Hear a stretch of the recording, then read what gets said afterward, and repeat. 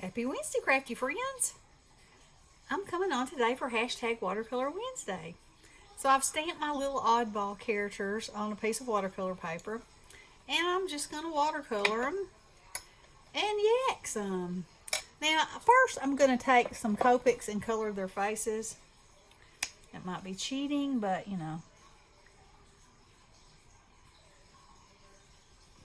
I find that this is just the best skin color. And if I have a complexion palette from Prima, like this Tropicals one, and I like it, but sometimes the color seems too like orange, and I just can't like it.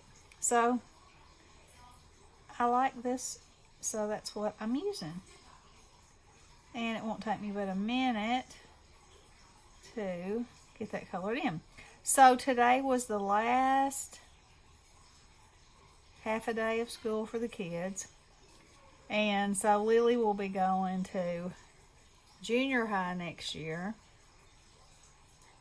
Or middle school, I guess you call it. It's not like it was when we were in school. She's going into the 6th grade. And 6th grade was in elementary school back in the dark days of when I went. But anyhow, she's both very excited and sad and nervous and all the things. So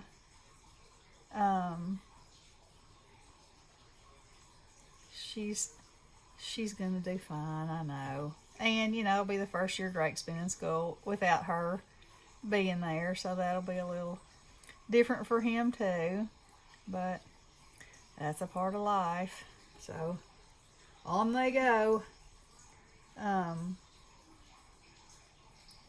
don't know if y'all heard about this crazy, ridiculous Tennessee law that they passed about the testing, but because of COVID, they decided to pass this law that whatever that the third graders had to pass get a certain grade on their TCAPs, or they couldn't go to the 4th grade. That they'd have to either retake the test or and then if they didn't pass it, then they'd have to repeat 3rd grade. And even if your child has made great grades all year, you can't help but be a little concerned, because with any given day, you feel different, and you might not take a test good that day. And anyway, to make a long story short, Zach, Nick's bonus fella, and Drake both are in the 3rd grade, and they both made it. But then they were saying that it's sad for them, for their classmates that didn't make it, and it's in language arts. So and they're saying it's due to COVID, but I mean, it's bad that those kids are behind, but like I said, it's not as simple as pass or fail on a test, in my opinion. And having kids be put in a grade under what they're supposed to be, then they're going to be mixed with kids that are a year younger, and there's just so many things that I think it's ridiculous. That's just my opinion, but I'm sticking to it. And I'm thankful, though, that Drake and Zach are good to go. And then Lily, she tested into advanced classes in middle school, and she was so excited when she came home. I mean, it was just, make your heart burst. She was so excited. And then the next day she went to school, and one of her friends who also could have done it told her that his parents called the school and told them that they were going to opt out of taking those classes, of him taking those classes, because it would be too much pressure, and they didn't want him to do it. And and then Lily was like, and that kind of scares me, and of course we told her that it could be that she would be bored with the other stuff. I mean, who knows? But that Nikki also told her, she said, if that's what you want to do, absolutely, you can do it. And Lily said she was rifling through all of her papers. Nick has an area that she keeps all their graded papers that come home, and she was going through them. And Nikki asked her what she was doing, and she said, I decided that every 100 I have in this pile, I'm going to put up in my room. And then if I ever start doubting myself, I'll just look at those hundreds. And I'll say, you got this, girl.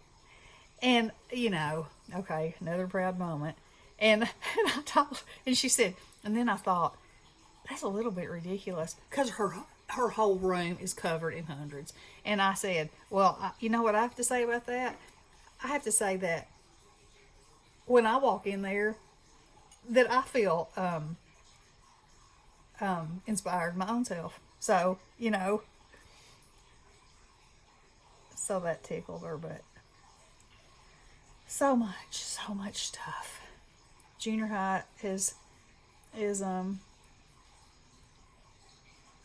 the principal, when she did her little talk, she was saying that junior high is the hardest for kids because, all the hormones and all the school changing and this and that, and it's a really hard space and time. Kids are finding out, who their real friends are, and kids are mean, and all the stuff that you wish nobody ever had to go through, but we all have to go through it.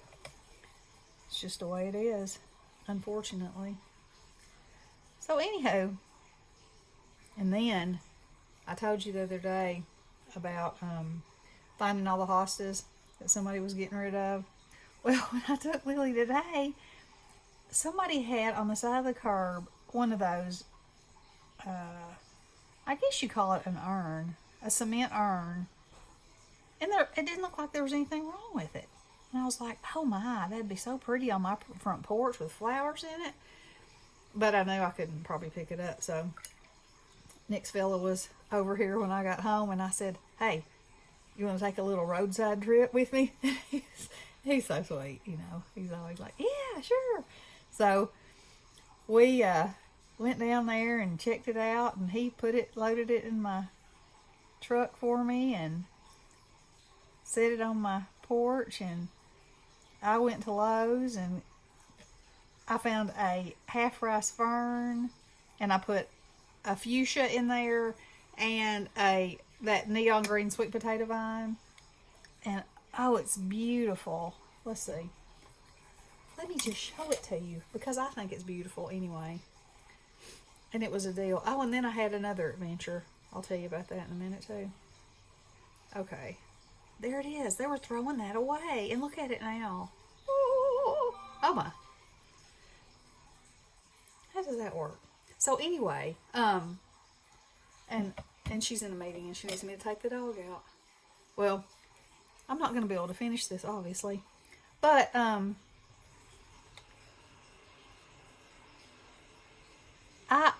I just was, and I was so tickled, and so I sent Ronnie a picture of it. And he said, looks like to me you need to be driving through the neighborhood looking for stuff. And I was like, nope, I have been so lucky this week. I am not. If there's any more stuff, somebody else deserves to have it. And he started laughing. He said, "If you can find junk on the side of the road and it's that good, you know, something you need to be thinking about." And I was like, whatever, whatever. So then, okay, so we had to have the trim and everything on our house painted this year. And let's see, how long have I been yammering? 10 minutes. Okay. He can wait just a few more minutes. So we had gutter screens put on the gutters because the squirrels are terrible and they'll chew right through your roof and get in your attic and eat your house down and chew your electrical wires, and they're terrible. So anyway, you know, we were in hopes that the squirrels wouldn't attempt to go through there. Well, I kept telling Ronnie, I said, I keep hearing something chewing. I'm hearing it, it's chewing. I don't know where it is. And then, you know, when he'd get home from work, there'd be no chewing. And I'd be like, there's one somewhere. And he, you know, he went up in the attic, didn't find anything. And so I told him where it was. And one day I was outside and I saw it. So I knew where it was. I knew where it was trying to get in. Well, what it did was apparently it chewed through the screen and then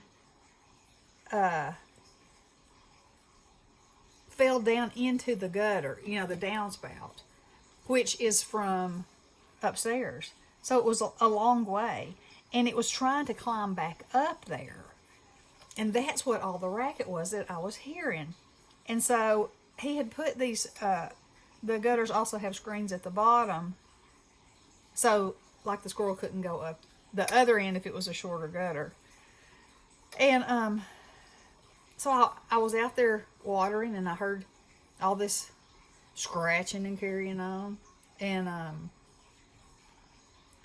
looked over there, and I could see a squirrel's tail in the end of that gutter thing. And I was like, okay, there it is. There it is. So, trying to decide what color to make this cow. So I called him and I was like, I sent him a picture and I was like, oh, this is going to be interesting to see how we're going to get this squirrel out of here. Because you could hear it and it would climb up the gutter like, I don't know, almost 6 feet. And you could just hear its little, you know, toenails scratching on the sides. And then you'd hear it and it'd be sliding. And it'd slide down, down, down, all the way to the end. And then it'd start going nuts again. And I was like, that thing, it has to be exhausted. And I was going to wait and let him take care of it when he got home. But, you know, it's almost 90 degrees outside. And, you know, I can't imagine how hot it must have been in there. Besides, the poor thing was panicking himself to death. So, I mean, we catch them, but then Ronnie releases them at the Wolf River, which isn't but a mile from here. And so we have traps. And so I went and got a trap, took the end off of the gutter, put that on there real quick, and then he wouldn't go in it, of course. And, you know, he just kept trying to get back up, get back up, get back up. And so finally, I found a stick on the ground, and I picked it up and I stuck it in through one of the cracks and was like wiggling it around. And I don't know if he thought, I don't know what he thought. Anyway, he came flying into that cage. And so then I had to pull it off, you know, and trap him inside there. And the poor thing, he has scobbed his head up. He's got all kinds of places where, you know, I'm sure where the screws were inside the gutter, where he was trying to hang on, or dinging him in the head. And I mean, he looks like something else. But he's in the trap, so the kids are at school. So I'm like, hey, y'all come out here. There's a squirrel. And so they're absolutely fascinated with it, you know. And it's freaked out beyond measure. And I said, I really feel like we should give him something to drink. You know, he's got to be worn out after all that climbing. I mean, you know, he's still one of God's creatures, even though he's a pain in our rear end. So I came inside. I found something tiny that I could give him a little drink with, and then I put some peanut butter on the end of a plastic fork and went out there, and Drake said, oh, can I give it to him? I said, yeah, just don't get your hands anywhere near him, you know. And so he stuck it through the bars, and at first the squirrel wasn't real interested, and then he started eating it, and then Drake got tired of sitting there holding the fork, and I said, well, just rake it off on the edge of the cage.